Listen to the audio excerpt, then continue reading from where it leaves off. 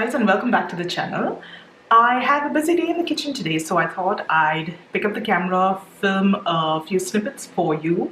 What I have planned is a little bit of a meal prep. It's going to be a busy week ahead, so I thought it would be a good idea to get a few things going before we can actually get into the week. So what I have here are white peas, what we call vatana, easily available in Indian grocery stores. And I've just soaked these overnight. I'm going to start with the tasks that require little to no hands-on work. So I'm going to pop these in my Instant Pot and get them on the boil, and I'll see you back.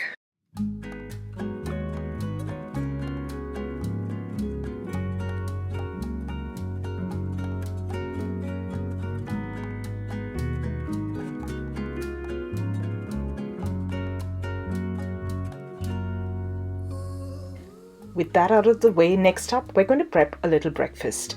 I'm going to make a simple granola, and for this I'm just going to combine the dry ingredients in a bowl. That's how simple it is. So I'm starting out with some oats and some chia seeds. And to this I'm going to add a mix of some seeds and nuts. All the quantities I will mention in the description box below. Just one thing to note is if you're adding any dry fruits like I did, don't add it at this stage, add it after it goes in the oven and comes out and has cooled down. The bigger nuts I'm just going to chop down into smaller, more manageable pieces. So things like almonds, cashew nuts, walnuts, just roughly chop them down.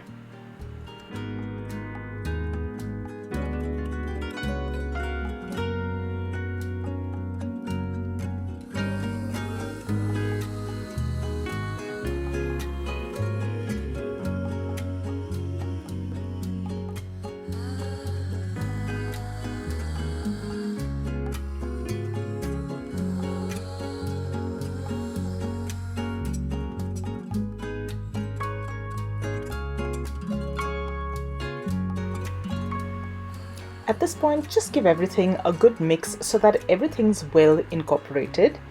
And now add the wet ingredients. I'm going to add a maple syrup for my sweetener and a little bit of coconut oil just to get everything nice and toasted.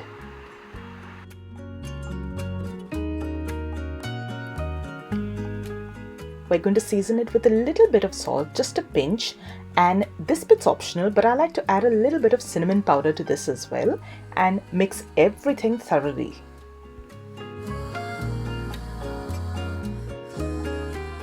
Pour this over on a lined baking tray or a baking sheet, and using a spatula or a spoon, just spread this out into a nice thin even layer.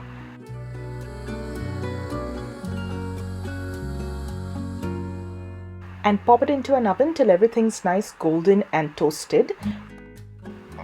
Next up, we're going to whip up some delicious zucchini fritters. I haven't made this recipe in ages. It used to be one of my go-to recipes for zucchini, and I'm so glad I decided to bring this back into our rotation. Both my husband and I really enjoy this. So you're going to start off by trimming the heads and the tails of your zucchini. And using the thicker grate or a box grater, you're going to grate them.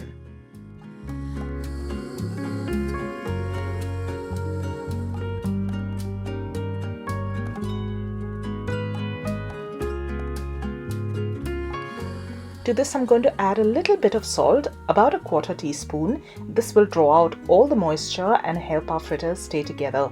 Give it a light toss and leave this to stand for about 10 minutes. After 10 minutes have passed, you'll see that the zucchini has released a lot of that moisture, so you're going to squeeze out as much liquid as possible and discard it. In the meanwhile, I'm just checking on my granola. I'm just going to give everything a good mix and toss it around on the tray itself. Pop it back into the oven till everything's evenly golden brown and delicious. Back to the fritters. All that zucchini that was drained, we're just going to place that into a bowl, and we're going to add a few more things to make our fritters extra delicious. This for me is some onion, which I'm going to chop.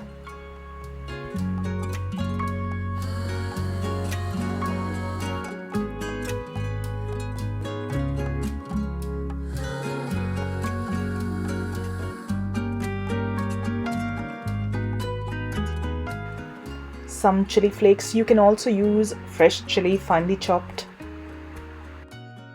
a little nutritional yeast, some all-purpose flour or maida, dried oregano, salt to taste. Remember, we had already put a little bit of salt to draw out the moisture, so start with a little less salt and add more if needed. And to bind and bring it all together, we're going to add some breadcrumbs. I've also added a little bit of chopped parsley to the mix. Now, to help bring everything together, we're going to make 1 flax egg. For this, in a little bowl, I've put 1 tablespoon of ground flax seeds and 3 tablespoons of water. Stir all of this and set this in the fridge for about 10 minutes. Ideally, I would have started this process at the beginning before bringing together all of the other ingredients, and the flax egg would be ready by this time. But since I'm multitasking, I'm going to pop that in the fridge and get other ingredients ready for my next dish. Here I've just crumbled up some medium firm tofu and I'm chopping up half an onion. What I'm making next is a tofu scramble or a tofu bhurji, and this works great for any meal. You can use this at breakfast with some toast or rotis or chapatis. You can use this in a burrito for your lunch and so on. This bhurji can be made in many different ways. Simply replace the egg or the paneer with the tofu to make it plant-based. Here I'm cutting up some tomato, some fresh coriander and some chilies.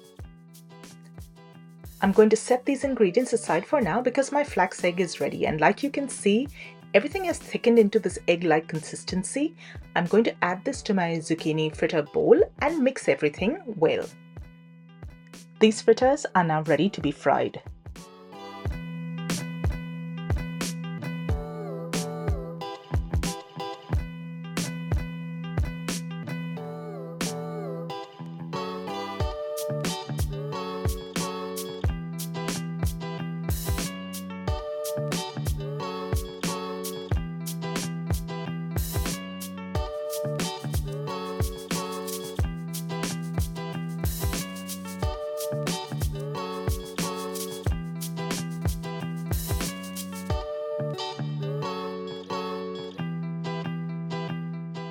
If you find that your fritters are a little on the crumbly side like this, it just needs a touch more moisture.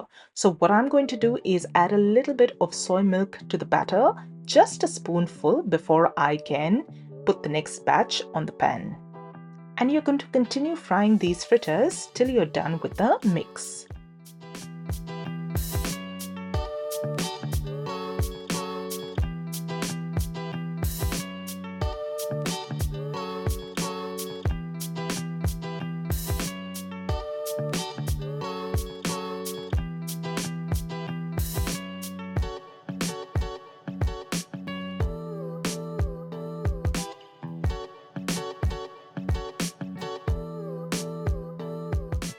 Next up, we're going to start cooking the tofu bhurji.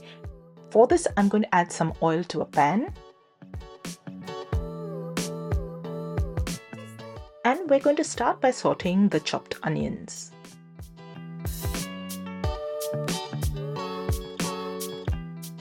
Next, we'll add the chilies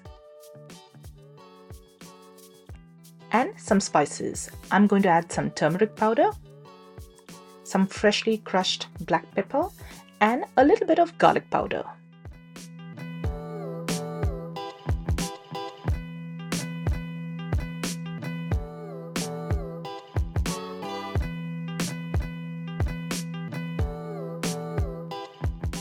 Once the spices have fried off, we're going to add the chopped tomatoes.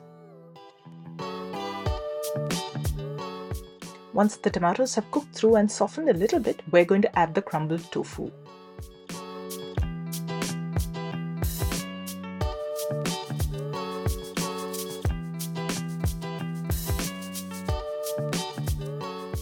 And I'm going to add a little bit of salt here, a little less than what I typically need for this dish. Next, I'm going to add a little bit of nutritional yeast to add a little more depth of flavor. And once everything's fried off well, you can turn the heat off and lastly add some freshly chopped coriander. Now you can also use firm tofu for this dish. You may need to add a touch of soy milk to add a little moisture while cooking. Once the heat is turned off, I'm going to finish off with some kala namak or black salt to give it that eggy sort of flavor. And now your tofu bhurji is done. Next up, I'm going to deal with the vatana. I'm going to set some of the boiled vatana aside just to use in salads.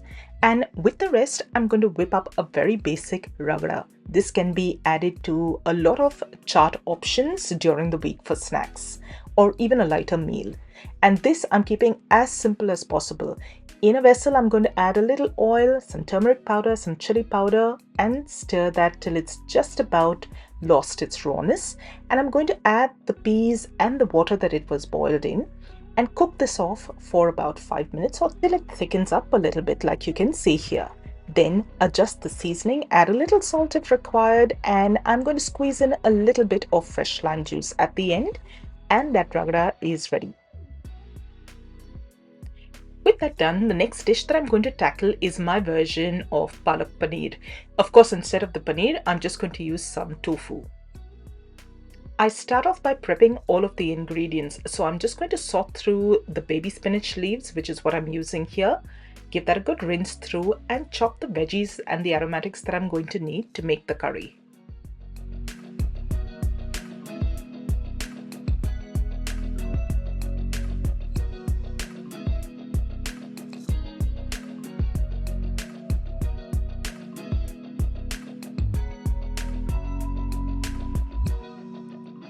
The next step is to blanch the spinach. This may take a little longer if you're using mature spinach, but because this is baby spinach, it hardly takes a few seconds to get nice and wilted and vibrant green.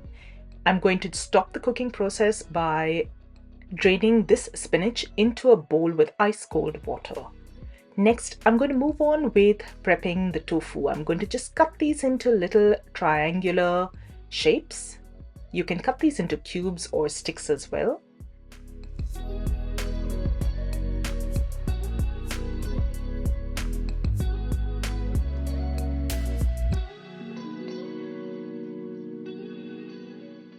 And with that done, I'm going to blitz my blanched spinach with a tiny bit of water till it becomes a nice, beautiful green puree. Now that all of the ingredients are ready, the cooking process is actually pretty simple.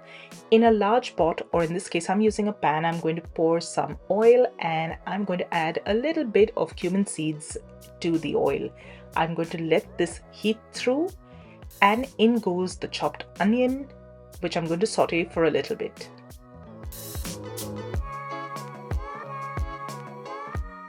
Once the onions have softened a bit, add the ginger and garlic and continue sauteing. For the spices, I'm going to add in a little bit of coriander powder, some red chili powder, and stir that all together well. Next, add in the chopped tomatoes, and you're going to stir and continue cooking till the tomatoes have softened.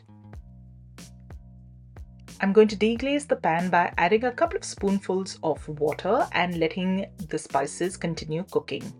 Once everything looks like it's coming together to form a nice masala, I'm going to add in the spinach puree.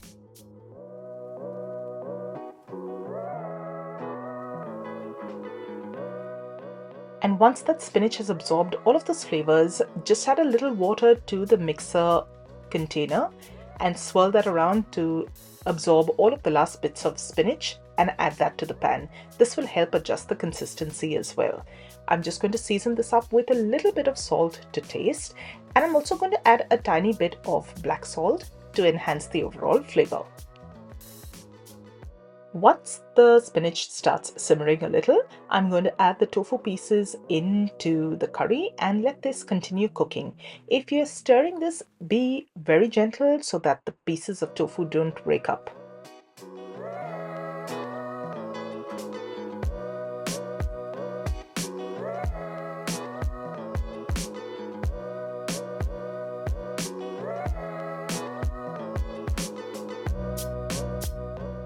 Once the tofu has simmered for a few minutes, I usually leave it for about 4 to 5 minutes. I'm going to finish the curry off with a little bit of garam masala.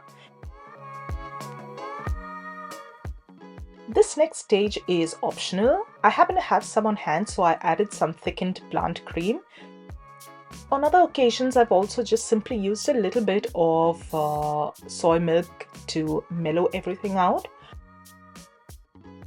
And once you've stirred that through, turn the heat off and add a little bit of lime juice to the mix. Stir that well and your palak tofu is ready to serve. Over here you can just see me adding some goji berries to the granola. I had to fish out the ones that I'd added earlier because those burnt in the process. So any dry fruits that you want to add that after the granola has cooked. And there you go, my meal prep for the week is all done. And this just means we're going to have some great home-cooked options ready for the busy week ahead.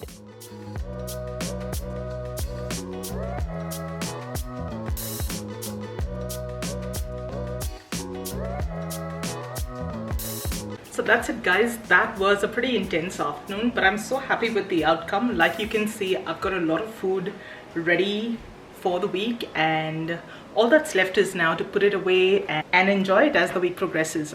That's it for me. I hope you enjoyed today's video. If you did, don't forget to give it a thumbs up and subscribe to my channel if you've not already done so, and I'll see you really soon in the next one.